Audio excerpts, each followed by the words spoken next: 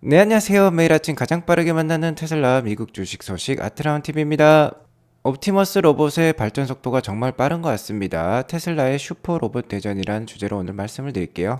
금일 월요일장은 미국 마틴 루터 킹 주니어 데이로 휴장이었습니다.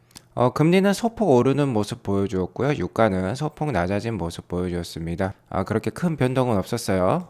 전주에 CPI 지수와 PPI 지수 발표가 있었죠. 소비자 물가 지수, 그 다음날 생산자 물가 지수가 발표가 되었는데, 소비자 물가 지수는 예상보다 높게 나왔었고, PPI 지수, 즉 생산자 물가 지수는 예상보다 낮게 나오는 그런 상반된 모습을 보여주었습니다.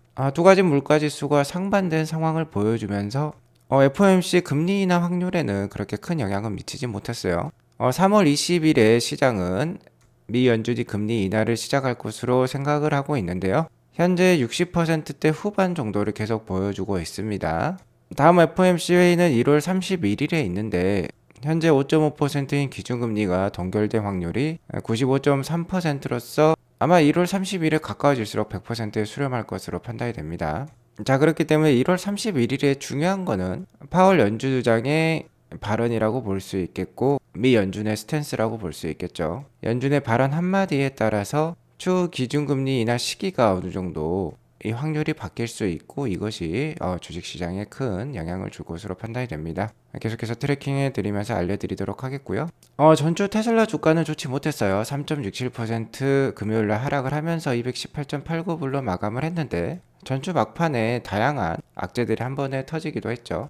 홍해 사태가 터지면서 부품 수급에 차질을 빚은 테슬라 기가 베를린은요, 이번 달 29일부터 다음 달 11일까지 공장 가동을 중단할 것이라고 밝혔고, 기가 상하이는 중국 로컬 가격 모델 3, 모델 Y를 인하를 하기도 했어요. 차량 가격을 인하를 하면서 전주 주가가 좋지 못했습니다. 음봉이 연속 4개나 나오면서 계속 하락을 보여주었었습니다.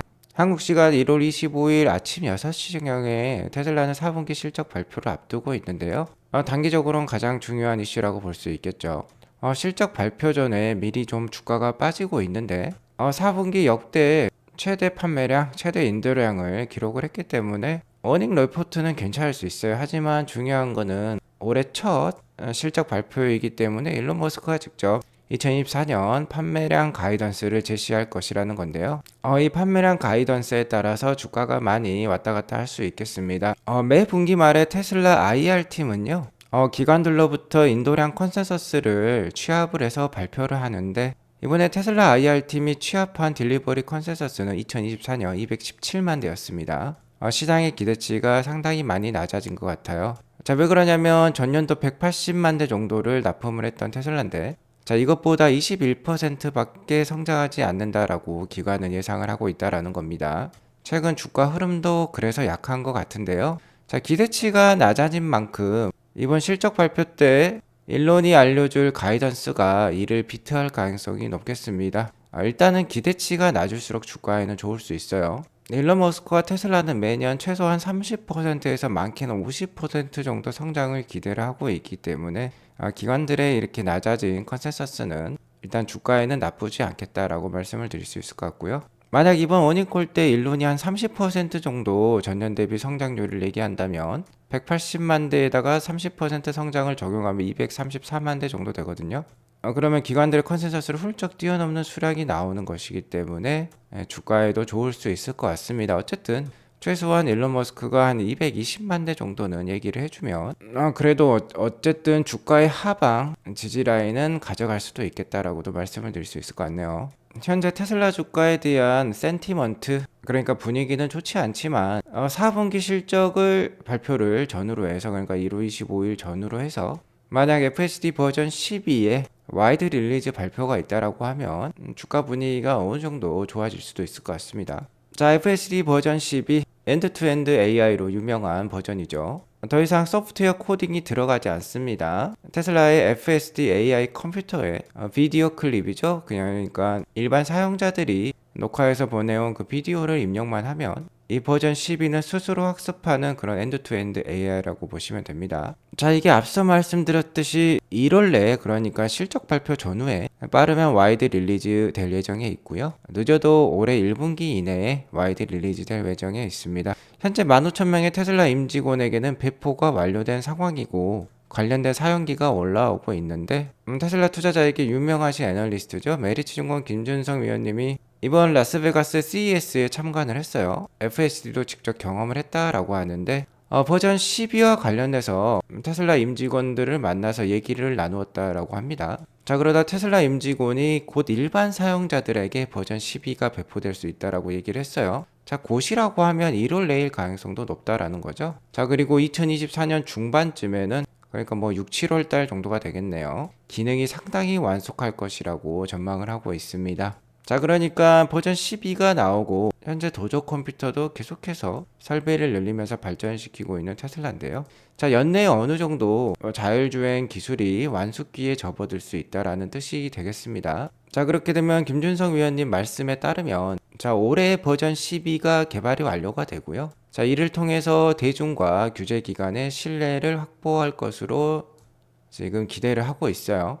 아무래도 성능이 탁월하다, 그러니까 인간처럼 주행한다라는 게 느껴진다라고 하면 신뢰가 확보가 되면서 이제 로보택시로 나아가는 움직임이 나올 것입니다. 그러면서 2025년경에는 로보택시가 일부 지역 가동 승인 확보 시작이라고 얘기를 하고 있네요. 구글의 웨이모와 GM의 크루즈는 이렇게 기술이 완숙하진 않았지만 일단 로보택시를 출시를 했었고 지금 시장에서 퇴짜를 맞은 상황이죠. 하지만 테슬라는 정말 기술을 최대한 끌어올린 다음에 로보택시 사용을 시작한다라는 뜻입니다. 자, 2025년이 말이 되는 게 로보택시의 근간이 될 모델, 베이스가 될 모델이 모델 Q, 모델 2로 일컬어지는 25,000불짜리 차량인데요. 그 차량이 나오는 시점이 2025년 정도로 지금 여겨지고 있어요. 그렇기 때문에 거의 비슷한 시기에 출시가 될 수 있겠다라는 거 우리가 기대해 볼 수 있겠습니다.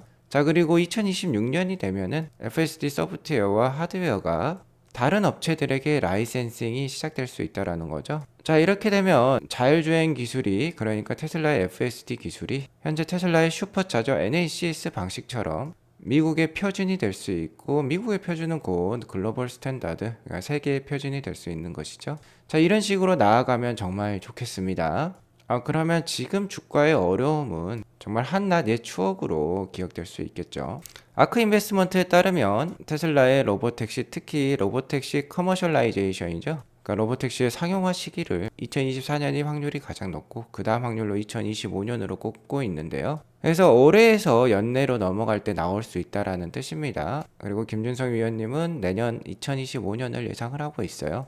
그러니까 앞으로 2년 이내에 천지개벽할 만한 그런 기술이 출현할 수 있다라는 뜻입니다. 얼마 남지 않았어요. 2년 생각보다 금방 가죠. 자, 그리고 이러한 FSD 기술의 발전은요, FSD 기술의 완성은 로보택시에서 끝나지 않습니다.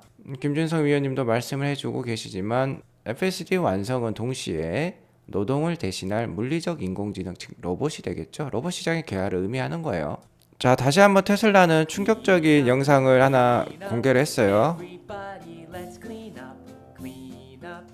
자, 여기 보시면은 테슬라 옵티머스 로버 제너레이션 2가 있고, 방금 자, 바구니에서 옷을 꺼내서 지금 옷을 접고 있는 모습 나오고 있습니다.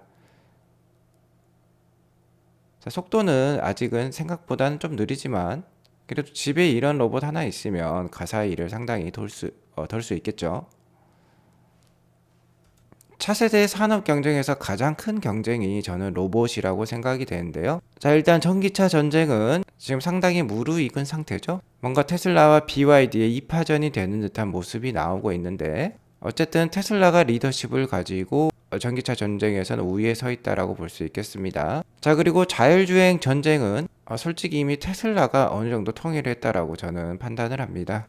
구글의 웨이모와 GM의 크루즈는 상당히 시장의 신뢰를 잃은 상태이고 계속해서 자본을 갉아먹고 있는 상태이죠. 반면에 테슬라는 FSD 기술로 이미 수익을 만들어내고 있는 회사예요.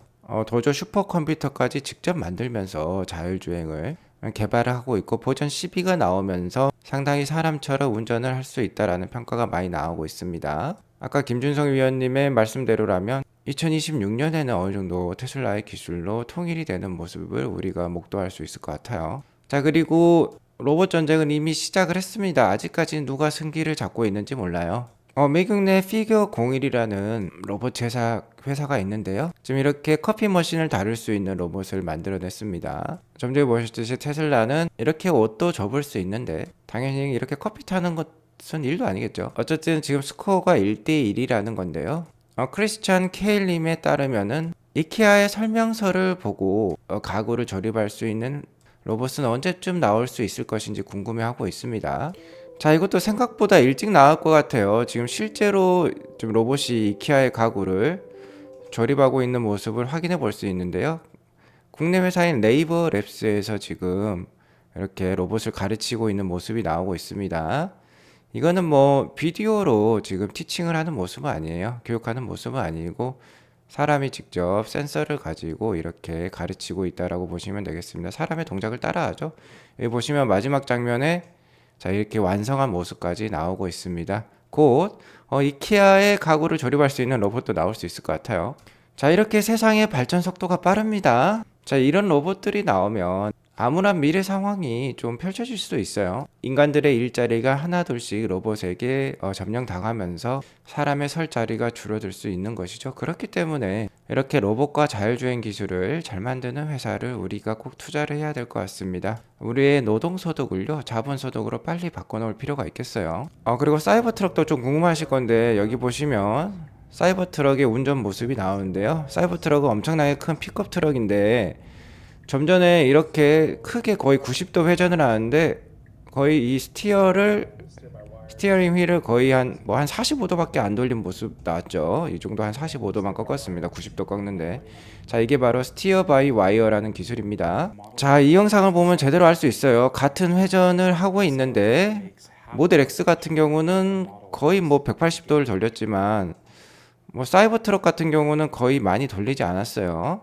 이는 바퀴와 스티어링 휠, 그러니까 핸들이 물리적으로 연결이 되지 않은 채 전선으로만 연결이 되어 있죠. 전기적 신호와 소프트웨어적으로 각각 따로 움직일 수 있기 때문입니다. 자, 그러니까 회전 반경이 훨씬 더 좁아질 수 있고 큰 트럭도 누구나 손쉽게 운전을 할 수 있는 기술이다라고 볼 수 있겠는데요.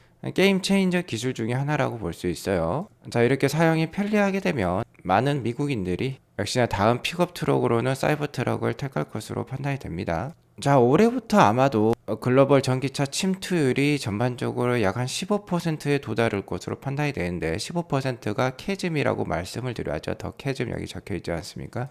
얼리 아답터 시장에서 매스 마켓, 그러니까 대중적인 시장으로 넘어가기 전에 허들이라고 볼 수 있습니다. 이 15%를 넘길 수 있느냐 없느냐에 따라서 대중화가 되냐 안 되느냐의 갈림길에 있다라고 볼 수 있겠는데요. 세탁기라든지 TV라든지 휴대폰이라든지 이런 거는 이 캐즘을 아주 빠르게 넘어선 그런 제품이라고 볼 수 있겠는데 전기차도 지금 현재 이 캐즘을 넘기냐 마느냐의 기로에 서 있습니다. 캐즘에 도달하면서 하나둘 낙오자가 발생하고 있는데요. GM이라든지 포드라든지 현대 기아라든지 최근 전기차 생산을 줄이려고 하고도 있죠. 자, 그러면서 테슬라에도 분위기가 좋지 않은 상황이다라고 볼 수 있겠습니다. 전반적으로 산업의 분위기가 좋지 않기 때문에 테슬라 주가도 좀 안 좋고 테슬라에 대한 비판도 최근에 있었죠. 하지만 일론 머스크는 테슬라는 자동차 기업이 아니다, 좀 전에 보셨듯이 AI와 로보틱스 기업이다라고도 얘기를 하고 있습니다. 그렇기 때문에 우리가 테슬라를 계속해서 기대를 할 수 있는 것이죠. 어쨌든 올해 2024년도요. 2023년보다는 전기차가 전반적으로 더 많이 팔릴 예정에 있어요. 자, 그러니까 앞서 보셨던 그런 동영상과 같이 그리고 FSD 버전 12도 나올 수 있으니까 계속해서 기대감을 갖고 테슬라 투자를 이어나가실 필요가 있겠습니다. 특히 저번 주 주말 방송에서 말씀을 드렸죠. 테슬라 주가 약 한 168불에서 200불 사이는 PER 40배에서 51배 정도 사이라고 말씀을 드렸고, 자, 이 정도 PER 값은 테슬라 주가에 버블이 없는 구간이라고 말씀을 드렸어요. 물론 혹자는 PER 한 30배 정도도 줘야 되지 않냐, 애플과 같이 완숙한 기업이 한 30배 정도 받으니까요. 자, 하지만 테슬라와 애플은 성장률이 다르죠. 테슬라는 차량 판매만으로 올해 한 20% 이상의 성장이 기대되지만 매출액 기준으로는 30%를 충분히 넘길 수 있습니다. 최근 2년간의 주가 하락 때문에 이미 2021년에 발생한 코로나 유동성 버블 구간에 이 버블들이 많이 없어진 상황이에요. 자, 그러니까 이 구간이 혹시나 주가가 도달을 한다라고 하면은 앞서 보셨던 그런 동영상들을 참고를 하면서 자신감을 갖고 어느 정도 모아가실 필요가 있겠다라고 말씀을 드리도록 하겠습니다. 자, 힘차게 이렇게 출발하고 있는 사이버 트럭처럼 우리도 계속 미래로 나아가자고요. 사이버 트럭 흰색도 있네요. 랩을 씌운 것 같습니다. 자, 오늘 이것으로 방송을 마치도록 할게요. 오늘 방송이 도움이 되었으면 구독과 좋아요, 알람 설정 꼭 눌러주시기 바랍니다. 오늘도 행복한 하루 되세요. 감사합니다.